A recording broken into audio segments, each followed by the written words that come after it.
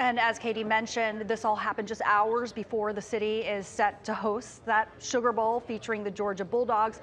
Atlanta News First Sports Director Bailey Burmaster joining us live now in New Orleans. And Bailey, so many Georgia fans have traveled to New Orleans for tonight's game. Do we know if any of the victims are Georgia fans?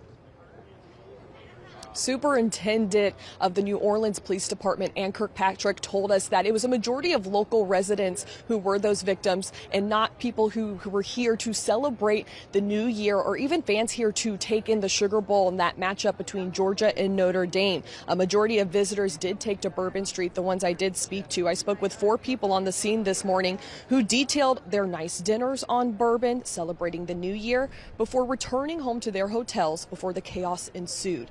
However, the Georgia fans here to see the Dogs certainly detailed a cloud that hangs over the game that is set to take place at Caesars Superdome tonight.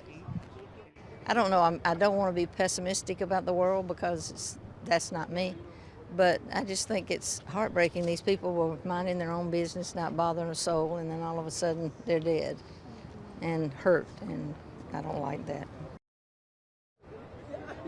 Although a shelter in place is in effect, lots of people still lingering here around the scene. One of those people I spoke to was actually a Georgia football player's parents who said they're just happy that everyone is safe. And in the last 20 minutes or so, I did speak to a Georgia football representative who said they do not have an update for us at this time, but they will continue to keep us posted.